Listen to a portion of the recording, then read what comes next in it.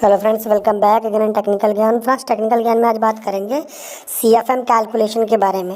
Means किसी भी room का, किसी ऑफिस का अगर आपको सीएफएम कैलकुलेट करना है कि कितने सीएफएम हमें रिसीव हो रहे हैं, तो कैसे कैलकुलेट करेंगे।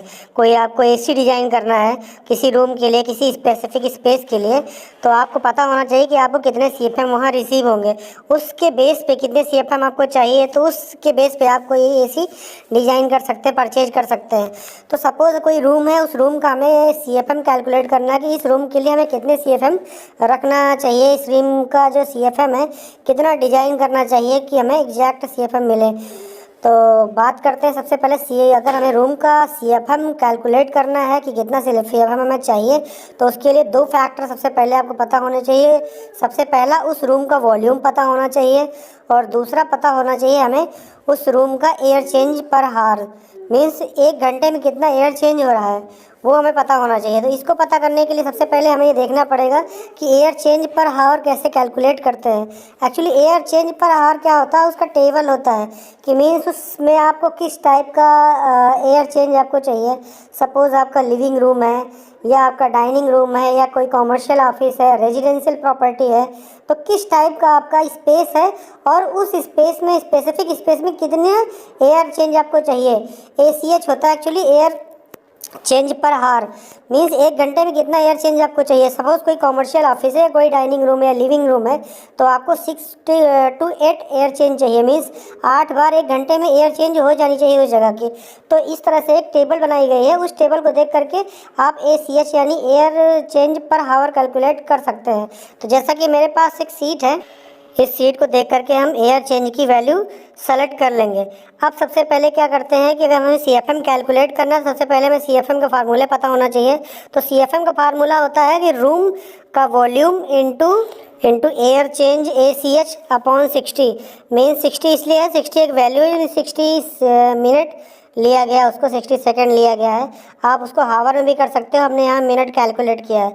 तो सीएफएम के इस फार्मूले पे हम क्या करेंगे, वैल्यू को पुट करेंगे। लेकिन वैल्यू की पुट करने के लिए हमें उस रूम का, जिस रूम का हमें सीएफएम कैलकुलेट करना है, सबसे पहले हमें उस रूम की लेंथ पता होनी चाहिए, हाइट पता होनी चाहिए और विड्थ पता होनी चाहिए। सबसे पहले हमें उस रूम का वॉल्यूम कैलकुलेट करना पड़ेगा। सपोज हमारे पास एक रूम है, उस रूम का साइज इस तरीके है। रूम का लेंथ 10 फीट है, लेंथ और रूम का विड्थ 12 फीट है और हाइट 8 फीट है।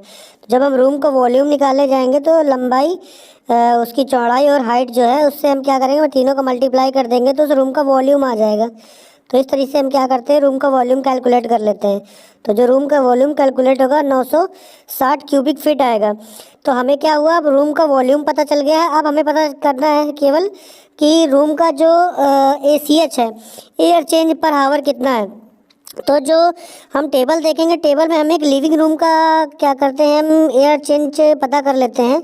एयर चेंज पर आवर अगर पता चल जाएगा तो हमारा सीएफएम कैलकुलेट हो जाएगा। तो एज़ पर टेबल, जैसा कि हमने देखा कि उसका जो लिविंग रूम है, लिविंग रूम का जो एयर चेंज पर आवर है वो 8 है, 6 to 8 है। तो हम 8 उसकी वैल्यू कैलकुलेट कर देंगे और सीएफएम के फार्मूले पर रख देंगे। तो हमें हमारा क्या है, सीएफएम निकल आएगा। Means cubic feet per minute आ जाएगा एयर का वॉल्यूम उस रूम का।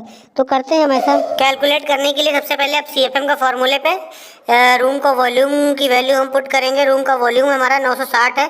ACH यानी एयर जो चेंज आया है वो 8 आया है।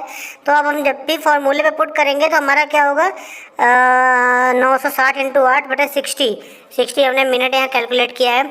तो सीएफएम जो कैलकुलेट होके आएगा 128 आएगा। Means cubic feet per minute जो आएंगे वो 128 आएंगे। तो 10, 12 और 8 के जो साइज का रूम है, उस रूम की साइज़ के लिए जो हमारा सीएफएम कैलकुलेट करके आया है वो 128 सीएफएम आया है। मीन्स कि हमें जो एयर मूवमेंट की ज़रूरत पड़ेगी उस रूम के अंदर, वो जो मूवमेंट होगा कितने सीएफएम का होगा, 128 सीएफएम का। तो इस तरीके से आप भी कैलकुलेट कर सकते हो किसी भी रूम का, किसी स्पेसिफिक एरिया का। अगर आपको लेंथ, विड्थ और हाइट पता है तो आप भी उस एरिया का सीएफएम कैलकुलेट कर सकते हो, कितने सीएफएम हमको रिसीव होंगे। अगर कोई भी हम रूम डिज़ाइन करते हैं, उस रूम के लिए हम कितना AC डिज़ाइन करते हैं और कितने सीएफएम की ज़रूरत है, तो आप सीएफएम इजीली कैलकुलेट कर सकते हैं इस फार्मूले से। होपफुली आपको ये फार्मूला समझ में आया होगा और निकालने के लिए, कैलकुलेशन के लिए आपको ये पता चल गया होगा कि हम कैसे सीएफएम कैलकुलेट करते हैं किसी भी एरिया का, किसी रूम का, किसी साइज़ का। तो आपको हेल्प मिलेगी इस फार्मूले से। मिलते हैं ऐसे किसी और वीडियो में, तब तक के लिए धन्यवाद।